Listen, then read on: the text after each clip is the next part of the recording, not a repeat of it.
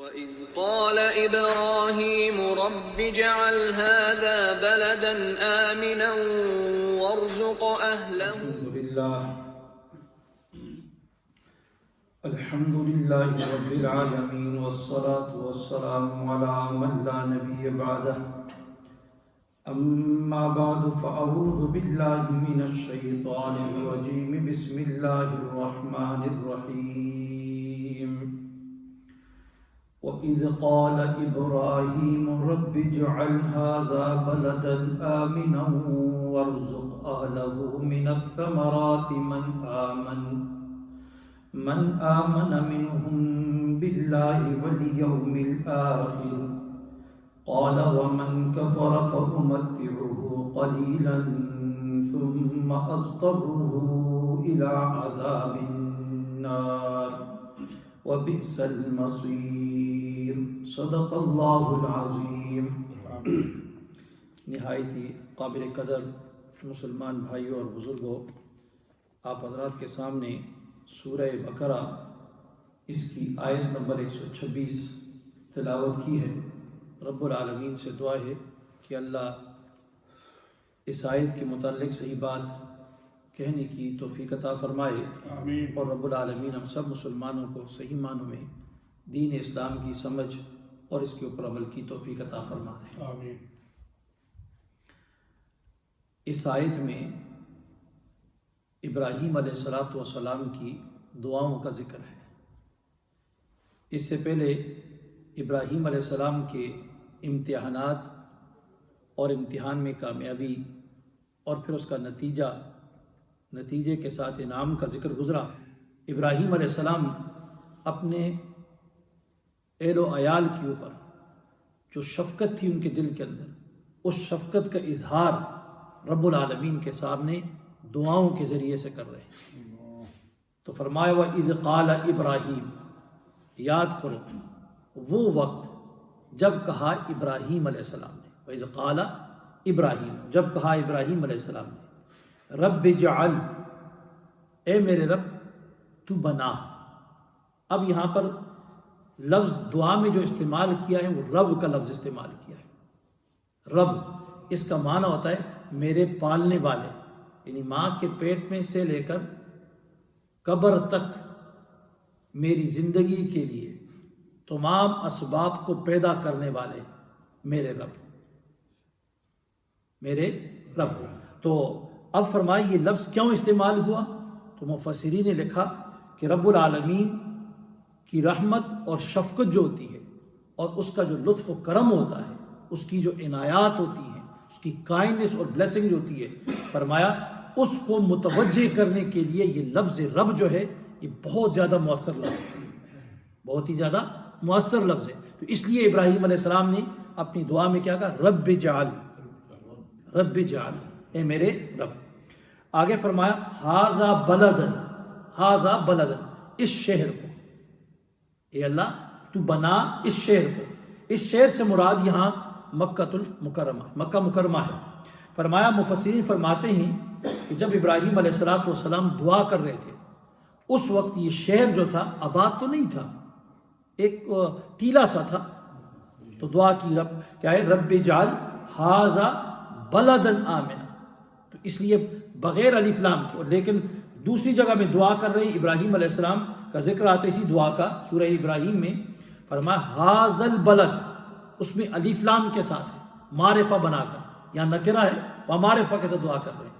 تو فرمایا مفسرین اس لیے کہ جب وہاں ابراہیم علیہ السلام دعا کر رہے تو وہاں وہ شہر آباد ہو چکا تھا، مکہ مکرمہ آباد ہو چکا تھا، وہاں پر جھرم قبیلے کے لوگ بھی آ گئے تھے، ایک آبادی ہو چکی تھی. تو اس لیے پھر فرمایا ھذا البلد وہاں پر کا. فرمایا آمنن، امن و سکون کا گہوارہ بنا، کہ اس شہر کو، اس کے مضافات کو، ڈاکوؤں سے، چوروں سے، فسادیوں سے، ہر ایک سے اللہ تو اس کو محفوظ کر دے، کہ وہاں کے باشندے امن اور سکون کے ساتھ، چین کے ساتھ، پیسفلی کیا کریں؟ اے اللہ تیری توحید کی کیا ہے، تیری توحید کو بیان کریں اور تیرے سامنے سر بسجود ہو کر تیری عبادت کرتے ہیں. تفسیر مؤلف العرفان میں ہے کہ حضرت ابو ہریرہ رضی اللہ تعالیٰ عنہ سے ایک روایت نقل کی ہے، فرماتے ہیں کہ زمین اور آسمان کی تخلیق سے 2000 سال پہلے، کتنے؟ 2000 سال پہلے بیت اللہ شریف والی زمین کو اللہ تعالیٰ نے تیار کیا، اور اس مقام پر اللہ تعالیٰ کے فرشتے پھر عبادت کیا کرتے تھے، اور فرمایا وہاں ایک پردہ سا اٹھا ہوا تھا، اور اللہ تعالیٰ نے اس جگہ کو پوری دنیا کا سینٹر اور مرکز بنا دیا، اور پھر فرمایا اسی جگہ سے رب العالمین نے ساری زمین کو کیا کر دیا؟ پھیلایا ہے، ساری زمین کو وہیں سے پھر پھیلایا۔ تو فرمایا گویا یہ مقام ساری دنیا کا، ساری زمین کا کیا یہ وسط سینٹر ہے۔ مالف عرفان میں ایک فائدے کی بات لکھی ہے پورے ہم سب کے لیے، فرمایا کہ حضرت بیجوری رحمۃ اللہ علیہ کے حوالے سے وہ لکھتے ہیں کہ شرح شمائل ترمذی، حضور صلی اللہ علیہ وسلم کے جو شمائل ہیں اس کے بارے میں ایک کتاب ہے حدیث کی، اس کی شرح لکھی ہے انہوں نے۔ اس شرح میں فرماتے ہیں یہ بات لکھی ہے کہ جس آدمی کو نکسیر ہوتی ہے نا، ناک سے خون بہتا ہے، نکسیر پھول پڑتی ہے، تو اگر اس کی پیشانی پر یہ لفظ لکھ دیا، جملہ لکھ دیا جائے کہ المکۃ وسط البلاد واللہ رؤوف بالعباد، تو رب العالمین اس کی نکسیر کو کیا کرتے ہیں؟ بند کر دیتے ہیں۔ نکسیر آتی ہے تو اس کے لیے یہ لکھ دیں اس کے اوپر، تو یہ سزا رک جائے گی۔ معارف قرآن میں حضرت مفتی شفیع صاحب رحمۃ اللہ علیہ فرماتے ہیں کہ حضرت ابراہیم علیہ السلام کی دعا جو ہے وہ قبول ہوئی، اور مکہ مکرمہ ایک ایسا آباد شہر ہو گیا کہ اس کی آبادی اپنی آبادی کے علاوہ پوری دنیا کا یہ مرجع بن گیا۔ ساری دنیا سے لوگ یہاں حاضری کو اپنے لیے، جتنے بھی مسلمان کلمہ گو ہیں وہ سارے کے سارے وہاں جا کر اپنے حاضری کو کیا ہے؟ باعث سعادت اور باعث افتخار اور باعث رحمت سمجھتے ہیں۔ ہر آدمی اپنی حاضری کو وہاں پر کیا ہے؟ سعادت کے لیے سمجھتا ہے۔ تو فرمایا رب العالمین نے تمام مسلمانوں کے لیے دنیا کے کونے کونے سے جاتے ہیں وہاں اس شہر کو رب العالمین نے ان کے لیے کیا بنا دیا؟ مامون بنا دیا، محفوظ بنا دیا۔ آگے معلم العرفان تفسیر میں لکھا ہے، وہ فرماتے ہیں حرم پاک کے متعلق حضور صلی اللہ علیہ وسلم کا ارشاد ہے کہ اللہ تعالیٰ نے اس کو حرمت والا خطہ بنایا ہے، اس پورے ایریا کو کیا بنایا ہے؟ حرمت والا بنایا ہے۔ کسی کے لیے اس میں لڑائی کرنا حلال نہیں، یہ محترم بنایا ہے، رسپیکٹ کے لیے بنایا ہے، ہر آدمی اس کی رسپیکٹ کرتا ہے۔ تو فرمایا اس میں کسی کے لیے لڑائی جائز نہیں ہے، لیکن میرے لیے فتح مکہ کے موقع پر ایک خاص گھڑی تھی، چند لمحات کے لیے میرے لیے رب العالمین نے اس حکم کو اٹھا دیا تھا کہ لڑائی کی ممانعت کے حکم کو اٹھا دیا اور میرے لیے حلال کر دیا تھا۔ اس کے بعد نہ پہلے اس کے لیے حلال تھا اور نہ قیامت تک اس میں کیا ہے؟ لڑائی جھگڑا کیا ہے؟ حلال ہوگا۔ فرمایا آگے دوسرا، اور فرمایا یہ بھی تفسیر معارف القرآن میں لکھا ہے، فرمایا اسلام سے پہلے زمانہ جاہلیت میں لوگ اس کا بڑا احترام کرتے تھے، بہت زیادہ اس کی تعظیم کیا کرتے تھے، اور اس کا ایسا یعنی مذہبی عقیدت اس کے ساتھ تھی کہ اگر ان کا کیسا ہی دشمن اگر وہ حرم میں ان کے سامنے آ جاتا تو اس کے اوپر کیا ہے؟ یہ اس کے ہاتھ کیا کہ آنکھ بھی اٹھا کے نہیں دیکھا کرتے تھے، صرف کس کی وجہ سے؟ حرم کی حرمت کی وجہ سے، حرمت و احترام کی وجہ سے۔ اس لیے حجاج کرام جب جائیں وہاں پر تو انہیں بھی احترام سرزمین حرم کا اور مکہ کا احترام، حرم کا احترام خاص طور پر اس کا خیال رکھنا چاہیے۔ لڑائی اور جھگڑے سے وہاں پر اپنے آپ کو کیا کرنا چاہیے؟ بچا کے رکھنا چاہیے۔ فرمایا آگے ورزق اہلہ من الثمرات، ورزق اور کھلا ان کو، اہلہ اس کے رہنے والوں کو، من الثمرات پھلوں میں سے کیا ہے؟ اس کو کھلا۔ اور یہاں پر مفسرین فرمایا کہ ثمرات یہ ثمرۃ ان کی جمع ہے۔ کس کی جمع ہے؟ ثمرہ کی جمع ہے۔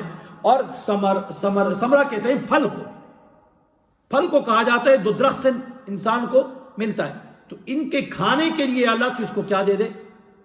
پھل عطا کر دے۔ اب یہاں پر ایک دوسری بات مفسرین نے لکھا کہ اللہ رب العالمین نے قرآن کریم میں ایک دوسری جگہ میں ابراہیم علیہ السلام کی دعا کے اثرات بھی فرمایا یجبا الیہ ثمرات کل شیء، ثمرات کل شیء، ہر چیز کا پھل، ہر چیز کا پھل۔ اب پھل سے کیا مراد ہے؟ اصل میں پھل جو ہے یہ اسے کہا جاتا ہے کہ جو نتیجہ ہوتا ہے، دنیا میں جہاں کہیں بھی کوئی چیز تیار ہو کے جو چیز نکل کے آپ کے سامنے آتی ہے، اس سے مراد کیا ہے؟ وہ چیز ہے۔ تو اب وہ پھل چاہے وہ درختوں سے نکلا ہو، چاہے وہ مشینی ہو، چاہے وہ دستکاری کے ذریعے سے ہو، دنیا میں جہاں کہیں بھی کوئی چیز تیار ہو کے جو چیز نکل کے آپ کے سامنے آتی ہے، اس سے مراد کیا ہے؟ وہ چیز ہے۔ تو آج آپ دیکھیں مکہ میں ابراہیم علیہ السلام کی دعا قبول ہوئی تو دنیا بھر سے چیزیں وہاں پہنچ جاتی ہیں۔ تفسیر مظہری میں ہے کہ فرماتے ہیں کہ یہ بات علامہ بغوی رحمۃ اللہ علیہ نے بھی لکھی ہے اپنی تفسیر بغوی میں۔ وہ فرماتے ہیں کہ یہ طائف کی جو سرزمین ہے، مکہ معظمہ کے پاس طائف جو شہر ہے، فرمایا اس زمین کا جو ٹکڑا ہے، اللہ رب العالمین نے جب ابراہیم علیہ السلام نے دعا کی کہ وَارْزُقْ أَهْلَهُ مِنَ الثَّمَرَاتِ، کہ اللہ تو کھلا اس کے باشندوں کو پھل، تو رب العالمین نے جبرائیل علیہ السلام کو بھیجا کہ جاؤ اور شام اور اردن کی جو سرزمین ہے، اس ٹکڑے کو اٹھاؤ اور جا کر طائف میں رکھ دو۔ تو اصل میں یہ طائف کی زمین جو ہے یہ شام اور اردن کے علاقے کی زمین ہے۔ اللہ رب العالمین کے حکم سے جبرائیل علیہ السلام اٹھائے اور جا کر وہاں پر رکھ دیا۔ اور اب مکہ مکرمہ کے اندر پھل جو آتا تھا اور سبزیاں وغیرہ جو آتی ہیں، یہ زیادہ تر کہاں سے آتی ہیں؟ طائف سے آتی ہیں۔ ابراہیم علیہ السلام نے دعا کی، اللہ کہ ہے وَارْزُقْ أَهْلَهُ مِنَ الثَّمَرَاتِ، کھلا اس کے باشندوں کو کیا ہے؟ پھل۔ فرمایا من آمن منہم، جو ان میں سے ایمان لائے، کافروں کو نہ کھلانا، ایمان لائے کس کے اوپر؟ باللہ والیوم الاخر، اللہ کی ذات پر ایمان لائے، والیوم الاخر، اور آخرت کے دن کے اوپر ایمان لائے۔ تو مفسرین فرمایا اب یہاں دو چیزوں کا ذکر کیا، اللہ اور آخرت کا، باقی ایمانیات کو تو ذکر ہی نہیں کیا ہے۔ تو فرماتے اس لیے اصل یہ دو جو چیزیں ہیں نا ایمان کے لیے، اللہ کی ذات اور قیامت کا دن، یہ بنیاد ہے۔ یہ کیا ہے؟ ساری ایمانیات جتنی بھی ہیں ان کے لیے لازم ہے یہ دو چیزیں، اور جو آدمی ان دو چیزوں کو ایمان لے آتا ہے تو آگے پیچھے جتنی بھی ایمانیات ہوتی ہیں سب کو کیا کر لیتا ہے؟ وہ تسلیم کرتا ہے، ماننا لازم ہو جاتا ہے۔ کیا ہو جاتا ہے؟ اس کا ماننا لازم ہو جاتا ہے۔ پھر فرمایا ابراہیم علیہ السلام نے یہاں پر صرف ایمان والوں کے لیے کیوں دعا کی؟ کافروں کے لیے، ہر پوری انسانیت کے لیے کیوں دعا نہیں کی؟ تو فرمایا مفسرین نے کہ جب پہلے دفعہ ابراہیم علیہ السلام کو کہا نا اللہ تعالیٰ قال انی جاعلک للناس اماما، میں تمہیں بناتا ہوں امام لوگوں کے لیے، تو ابراہیم علیہ السلام نے کہا قال ومن ذریتی، اللہ میری اولاد میں سے بھی، تو رب العالمین نے کہا قال لا ینال عہد الظالمین، کہ میرا یہ وعدہ، یہ میرا حکم جو ہے یہ ظالموں کو شامل نہیں ہے۔ تو ابراہیم علیہ السلام نے کہا کہ کہیں ایسا تو نہ ہو کہ وہاں پر جو روحانی نعمت تھی، روحانی نعمت جو میں نے مانگی، تو مجھے رب العالمین نے کہا کہ نہیں، میرا یہ وعدہ ظالموں کے لیے نہیں ہے، کافروں کے لیے نہیں ہے۔ تو کہیں ایسا نہ ہو کہ یہ دنیاوی جو فائدہ میں مانگ رہا ہوں اپنی اولاد کے لیے، اس سے بھی مجھے رب العالمین کہہ دے، منع نہ کر دے کہ تو کافروں کے لیے تو نہیں ہوگا۔ تو اس لیے ابراہیم علیہ السلام نے ایمان والوں کا ذکر کیا۔ تو پھر فوراً رب العالمین نے آگے فرمایا وَمَن كَفَرَ فَأُمَتِّعُهُ قَلِيلًا، فرمایا جو کافر ہوگا اس کو ہم دیں گے، ابراہیم اس کو بھی دیں گے، فائدہ دیں گے، فَأُمَتِّعُهُ، لیکن قلیلاً تھوڑا سا فائدہ دیں گے، اب تھوڑا سا نفع اس کو پہنچائیں گے۔ یعنی دنیاوی خوشحالی اور اقتصادی اور فراخی میں اس میں مکہ والے بھی اور کیا ہے کافر ہوں یا ایمان والے، سارے کے سارے کیا رہیں گے؟ شامل رہیں گے۔ تفسیر مظہری میں ہے کہ اس آیت میں اس امر پر تنبیہ تھی، کیا ہے؟ تنبیہ کی گئی ہے کہ فرمایا کہ رزق یہ رحمت دنیاوی ہے، رحمت دنیاوی ہے، اس میں مومن اور کافر دونوں شامل ہیں۔ اسی واسطے رب العالمین کے ناموں میں دو نام خاص ہیں جس کو ہم نماز میں بھی پڑھتے ہیں، ہر کام شروع کرنے سے پہلے پڑھتے ہیں۔ کون سے دو نام ہیں؟ الرحمن اور دوسرا الرحیم۔ رحمان سے کیا مراد ہے؟ کہ رحمان الدنیا، دنیا والا رحمان، یعنی دنیا میں جو اللہ کی رحمتوں کی برسات کرنے والا ہے وہ کون ہے؟ اللہ کی ذات۔ تو یہ ہوتی ہے کافر کے لیے بھی اور کیا ہے؟ مسلمان دونوں کے لیے۔ اور پھر آگے رحیم الآخرہ، کہ رحمت والا خاص آخرت میں، تو خاص کس کے لیے؟ صرف مسلمانوں کے لیے۔ یعنی دنیا میں رب العالمین کہتے ہیں کہ میں فائدہ دوں گا ایمان والوں کو بھی اور کافروں کو بھی فائدہ دوں گا، لیکن آخرت میں یہ خاص ہے کس کے لیے؟ ایمان والوں کے لیے۔ تو آگے فرمایا فَأُمَتِّعُهُ قَلِيلًا، اب قلیلاً تھوڑا سا اس کا فائدہ پہنچاؤں گا۔ اس کے 2-3 مطلب مفسرین نے لکھے۔ فرمایا ایک تو یہ تفسیر جواہر القرآن میں ہے کہ قلیلاً سے کیا مراد ہے، تھوڑا سا فائدہ دوں گا۔ حالانکہ آپ دیکھیں دنیا میں سب سے زیادہ سائنسی اعتبار سے، ترقی کے اعتبار سے، دولت کے اعتبار سے، مال کے اعتبار سے، ٹیکنالوجی کے اعتبار سے سب سے زیادہ کافر ہیں، ان کے پاس سب کچھ ہے۔ تو اللہ نے کہا فَأُمَتِّعُهُ قَلِيلًا، تو ہم اس کو تھوڑا سا فائدہ دیں گے۔ تو مفسرین نے لکھا، فرمایا کہ اس کی ساری زندگی کا زمانہ جو ہے، ساری زندگی، اگر 100 سال کی زندگی ہے، 1000 سال ہے، 50,000 سال ہے، 1,00,000 سال کی زندگی ہے، تو یہ ساری زندگی کو اگر لے آؤ آخرت کے مقابلے میں، آخرت کی ابدی زندگی جو ختم ہونے والی نہیں ہے، تو اس کے مقابلے میں تو قلیل ہے نا، تھوڑی سی ہے نا۔ تو اس اعتبار سے فرمایا یہ کم ہے، اس لیے اس کو قلیل فرمایا گیا ہے۔ اور دوسرا تفسیر مظری میں یہ لکھا ہے کہ اللہ رب العالمین کے نزدیک یہ دنیا کا مال، یہ دنیا کی ساری ٹیکنالوجی، دنیا کی ساری دولت قلیل، تھوڑی سی ہے۔ کیا ہے؟ تھوڑی سی ہے، بہت، یعنی اس کی کوئی قدر اور منزلت نہیں ہے۔